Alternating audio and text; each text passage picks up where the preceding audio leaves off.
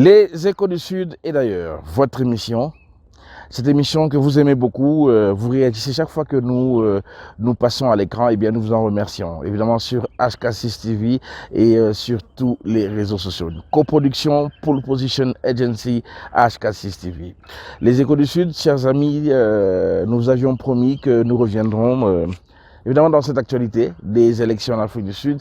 Après 30 ans que Mandela ait été voté comme premier président noir au suffrage universel en Afrique du Sud, et des élections équilibrées, des élections qui ont mis fin à l'apartheid, eh bien, c'était cette fois-ci encore des élections en Afrique du Sud. Et vous avez vu évidemment dans le numéro passé, nous avons essayé un peu de vous présenter les différents grands candidats et grands partis qui allaient s'affronter. Et évidemment, il y a eu des sondages. Et ces sondages ont été confirmés. Évidemment, c'était une élection la plus comment je pourrais dire, la plus chaude depuis 1994. Eh bien, évidemment, parce que il y a un ras-le-bol, il faut le dire. Il y a eu des promesses vides. Depuis 30 ans, l'ANC qui a toujours régné, qui gagnait toujours ces élections, évidemment, par le grand nombre de la population noire qui sont presque tous adhérents dans l'ANC. Mais voilà que cette fois-ci, les choses ont changé et l'ANC n'a pas pu passer la barre des 50%. L'ANC est donc obligé de collaborer avec les autres partis d'Afrique du Sud. Les Échos du Sud, et d'ailleurs, eh bien, c'est ce que nous vous proposons aujourd'hui. Vous allez voir comment ces choses se sont passées. Et voilà, nous sommes donc encore une fois avec vous. Jean-Luc Moukoko Bunker, on ne t'oublie jamais. Et aussi quelqu'un de très cher que nous portons dans notre cœur. Eh bien, lui, c'est le professeur Jean-Marie Kabamba. Plus Saint-Éloi que lui, plus Loupopo que lui, je ne connais pas. Les Échos du Sud, et d'ailleurs, pour votre plaisir.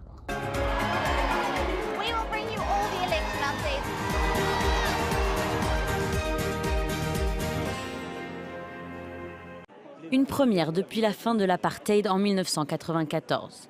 L'ANC devrait perdre sa majorité à l'Assemblée nationale. Le dépouillement dans près de 20% des bureaux de vote montre un net recul du parti. Son score n'atteindrait que 43% alors qu'il avait recueilli 58% des suffrages aux précédentes législatives en 2019. Une élection à l'affluence record ce mercredi avec des files d'attente qui pouvaient atteindre plusieurs heures. Le scrutin s'est prolongé bien après les fermetures prévues à 21h dans une bonne partie des bureaux de vote. Aucun incident majeur à déplorer à part quelques dysfonctionnements.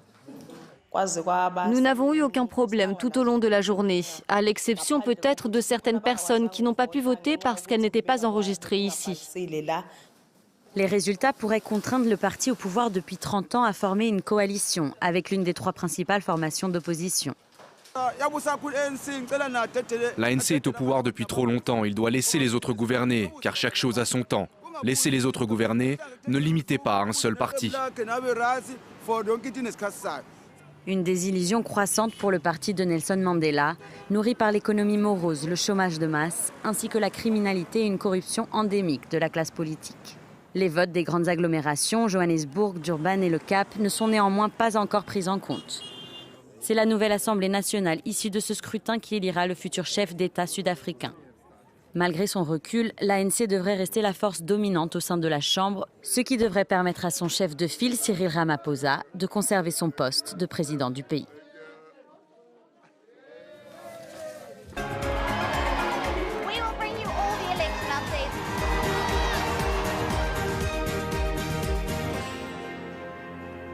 Les Échos du Sud, et d'ailleurs, dans cette actualité des élections générales en Afrique du Sud, eh bien, comme nous le disions, nous sommes là pour vous montrer comment est-ce que cette population, pourquoi est-ce que cette population a laissé tomber l'ANC. Eh bien, parce qu'ils sont fatigués. J'ai parlé des promesses vides pendant 30 ans. Maintenant, la population est fatiguée. C'est comme par exemple Louis Brown qui lui est à Kliptown.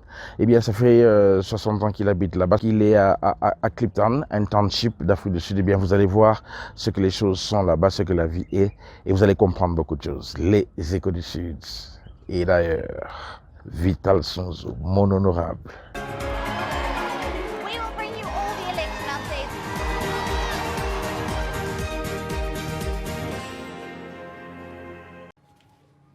C'est la mémoire de Clipton. Louis Brown y vit depuis près de 60 ans. Depuis la fin de l'apartheid, il a gagné des droits, mais ses conditions de vie sont restées les mêmes. Sa maison prend toujours l'eau. C'est humide, à cause de la petite pluie d'hier. J'espérais beaucoup plus que ce que j'ai vu aujourd'hui. C'était seulement de belles paroles. Rien n'a changé à Clipton. Ici, les habitants vivent dans ces maisons en tôle. Ils n'ont ni eau courante, ni électricité. Les rues sont des poubelles à ciel ouvert. Cliptown, 45 000 habitants, 72% de chômage. Au milieu de ce township, une association veut faire bouger les choses. Ici, tout est mis en œuvre pour que les enfants jouent et étudient.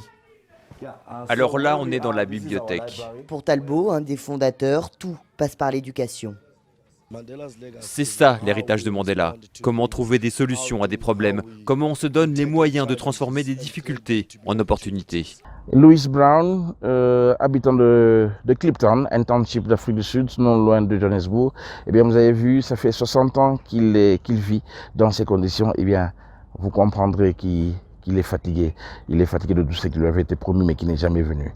À part lui, écoutez, il y a deux choses qu'il faudrait que vous compreniez. Lui, c'est l'ancienne génération. Ce sont ceux qui ont connu Mandela, qui ont connu le Soweto Uprising, hein, les massacres de Soweto. Mais il y a maintenant cette jeunesse. Cette jeunesse, comme on les appelle, les born free, ceux qui sont nés après 74, après les massacres de Soweto. Ils n'ont pas connu l'apartheid, ils n'ont pas connu ces histoires-là et ils veulent avoir une vie normale. Et bien c'est cette jeunesse très forte en Afrique du Sud, très nombreuse, qui eux veulent voir les choses se faire. Des promesses qui n'ont pas été réalisées, je le dis une fois de plus. Et vous voyez un peu ces jeunes, là où justement la commission électorale indépendante est allée vers eux dans une école, dans une école des alentours de Johannesburg. Et bien, ils sont allés là-bas pour leur expliquer ce que sont les élections et quel est le rôle qu'ils doivent jouer pour l'avenir de l'Afrique du Sud. Vous voyez donc un peu ces images. Paul Lumumba, Quito International, de Spoon, deux choses en une.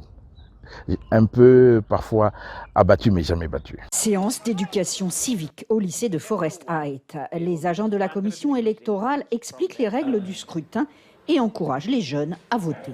Si vous ne votez pas, vous ne pourrez pas vous plaindre. Sur les 35 adultes de cette classe, seulement 2 se sont inscrits sur les listes électorales. Ils se disent déçus par la démocratie. Aucun parti n'est composé d'anges. Il y a toujours des gens qui sont là pour leur intérêt personnel. On est découragé par les promesses vides et les faux espoirs. Comme cette école, par exemple. Regardez les toilettes que nous avons. Ils nous avaient promis qu'on aurait une meilleure éducation, du matériel, mais rien n'est arrivé. On essaie de leur dire que si nous n'allons pas voter, c'est parce qu'ils n'ont rien fait. Dans les universités sud-africaines, le débat aussi fait rage. Parmi ceux que l'on appelle les born free, ceux qui sont nés libres, c'est-à-dire après 1994. Toutes les études montrent que ce n'est pas de l'apathie, mais un manque de confiance dans le système de gouvernance. Si vous regardez d'autres formes d'activisme, d'autres plateformes où les jeunes sont actifs, on voit bien que ce n'est pas parce qu'ils ne veulent pas s'impliquer. Ils expriment juste cette frustration devant les options qui leur sont présentées. Sur les 40 millions de Sud-Africains en âge de voter, 13 millions ne s'exprimeront pas, malgré les efforts de la commission électorale. On n'y arrive pas parce que notre population ne cesse de croître. Les jeunes sont de plus en plus nombreux, mais on a fait des progrès depuis qu'on leur a permis de s'inscrire en ligne. Des illusions, mais aussi manque d'informations. Pour la directrice de cet établissement, il faut éduquer pour motiver. C'est quelque chose que nous aurions dû faire beaucoup plus tôt, bien avant les élections. Il faut qu'on ait ce genre de conversation sur le vote, la citoyenneté. Il faudrait même impliquer les professeurs d'histoire. Les agents de la commission électorale ont promis de revenir dans ce lycée pour inscrire tous ceux qui ont plus de 18 ans, mais seulement après les élections. La jeunesse sud-africaine qui veulent voir les choses autrement. Eux, ils n'ont pas connu l'apartheid. Eux, c'est la vie post-apartheid. Eux, ils n'ont pas connu les massacres de Soweto. Vous voyez? Donc il y a deux choses. Il y a la jeunesse fatiguée qui veut vraiment voir les choses changer. Et il y a les vieux à qui on a fait des promesses, courant, eau gratuite, électricité, logement. Eh bien, beaucoup d'entre eux n'ont pas encore eu ce qui leur avait été promis.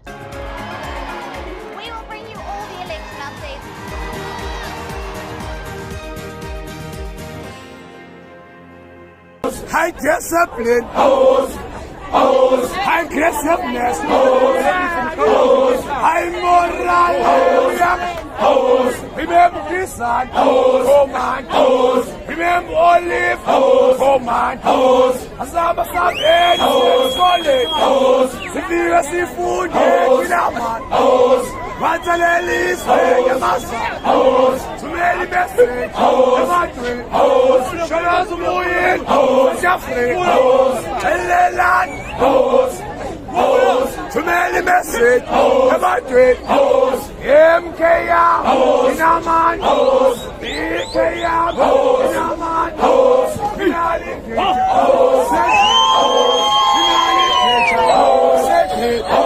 Enough upon yam, Fabi, enough upon yam,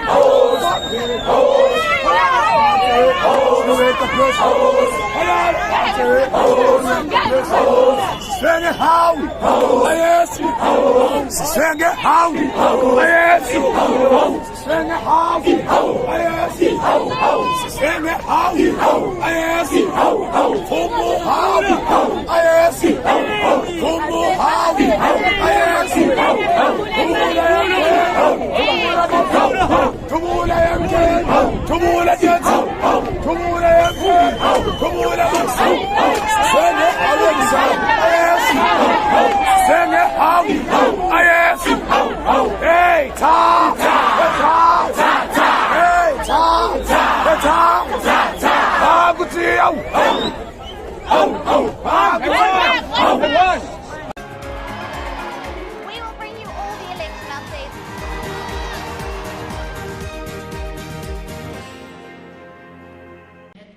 Dans le centre des opérations des résultats où l'on compte chaque vote en direct, l'ambiance est à l'effervescence, en particulier du côté du Mkhonto weSizwe, le parti de l'ancien président sud-africain Jacob Zuma, qui a réussi à capter la plupart des voix des déçus de l'ANC. Le parti est en tête dans la région des Zoulous et se hissait vendredi à la 3e position nationale. Notre parti est un bébé de 5 mois et déjà il joue dans la cour des grands, contre des dinosaures qui ont toujours été là. On a toujours été maltraités, comme les gens qui ont voté pour nous. Donc toutes ces personnes ont décidé ensemble de nous élire pour voir un changement. Et c'est ce qui est en train de se passer. Pour d'autres partis d'opposition, c'est la déception. C'est l'exemple d'Action South Africa qui espérait entrer au Parlement avec un meilleur score. Dites-moi quel autre parti est content. Le seul qui est heureux de la situation, c'est le MK, le parti de Zuma. Tous les autres partis sont en train de saigner. L'ANC devrait obtenir le pire score de son histoire et perdre pour la première fois la majorité absolue. Le parti de Nelson Mandela a de forts risques de perdre aussi la région des Zoulous et également celle de Johannesburg, la plus riche du pays.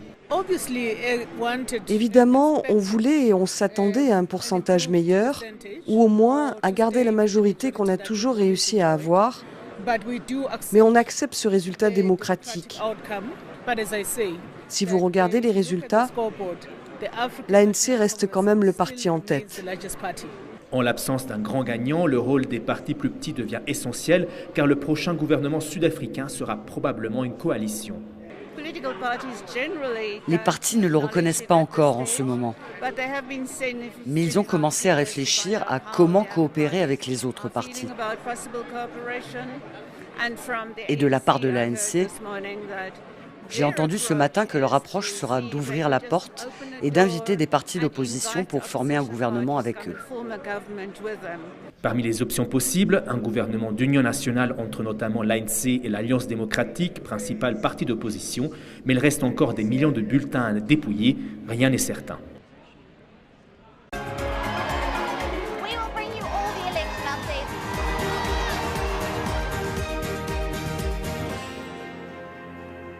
Dans ce chapitre des élections générales en Afrique du Sud, il faudra noter que la grande révélation restera l'ascension d'un nouveau parti agréé il y a de cela à peine 5 mois, le MK, de l'ancien président Jacob Zuma, qui a gagné des sièges au Parlement et avec qui l'ANC devra négocier pour la formation de son prochain gouvernement. Ainsi qu'avec l'IFF de Julius Malema et le DA, parti politique à prédominance blanche.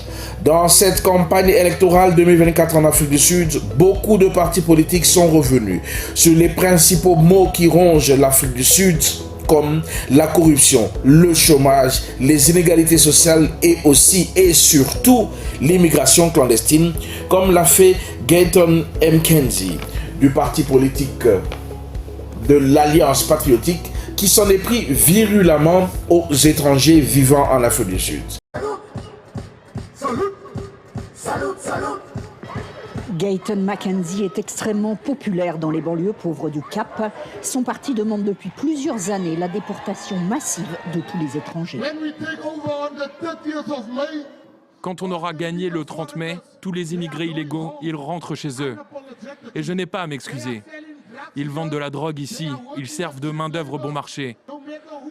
Vous pouvez dire ce que vous voulez, me traiter de xénophobe. Moi, je donne la priorité aux Sud-Africains. Les immigrés qui vivent au Cap évitent la campagne électorale. Ils savent que le pays connaît régulièrement des émeutes xénophobes. Dans ce petit marché d'objets d'art africain, la majorité des vendeurs refusent d'être filmés. Mbake vit ici depuis 20 ans. Il reste prudent. On peut s'attendre à n'importe quoi à tout moment, c'est possible. On n'exclut pas ça. Ils ont durci les mesures avec les permis. Vraiment, ça devient beaucoup plus compliqué. Peut-être c'est de nouvelles politiques. On va voir ce que ça va donner. Le gouvernement a adopté un livre blanc pour renforcer le contrôle aux frontières. Pretoria ne veut plus accueillir de réfugiés. Liliane a demandé l'asile en 2003, quand tout était encore facile. Il nous a bien accueillis ici, mais il y a eu des problèmes. Tu vois, il y a les problèmes au Zimbabwe, le Malawi, c'est un pays vraiment très pauvre. Le Congo, n'en parlons même pas. La Somalie, c'est la même chose. Alors, beaucoup des émigrés sont venus ici. Il n'y a plus de place pour tout le monde, c'est normal. Ce sont les Zimbabwéens qui s'inquiètent le plus. Il serait plus de 4 millions en situation illégale. Les autorités de Pretoria refusent de renouveler les permis de travail. Le visa de patience expire en décembre. Elle est désespérée. Pour l'instant, c'est moi qui soutiens ma famille. Je gagne assez pour moi, ma fille et même pour mes parents à la maison qui ont besoin de moi. Alors, si on me dit de rentrer, ça sera terminé. Une inquiétude largement partagée, car chacun sait qu'après les élections, et quel que soit le résultat, la politique envers les étrangers sera encore plus ferme. La grande vedette de ces élections générales 2024 en Afrique du Sud reste et restera l'ancien président Jacob Zuma, quoique banni de ces élections, arrivera à gagner 15% de votes pour son parti, le Umkhonto we Sizwe. Il gardera encore la vedette pour longtemps, comme le week-end dernier, lorsqu'il descendra en rockstar à Galagay Estate à Midrand, où la compilation se déroulait pour contester les résultats partiels, quoique ayant largement gagné les législatives de la province du Gauteng et du KwaZulu-Natal. Pour le moment, ce sont les négociations qui sont en cours en vue de former une coalition pour arriver finalement à la formation du prochain gouvernement et l'élection au Parlement du prochain président de l'Afrique du Sud.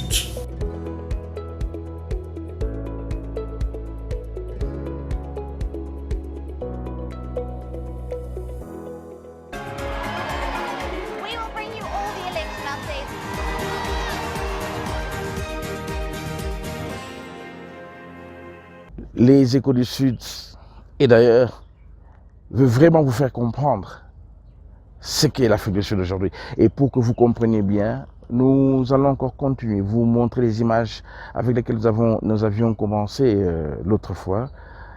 Eh bien, c'est à propos de l'économie sud-africaine, le courant qui n'est plus régulier, dans certains quartiers, pas de fourniture d'eau. Dans les townships, il y a ce qu'on appelle les izinyoka. Izinyoka, c'est-à-dire les connexions illicites.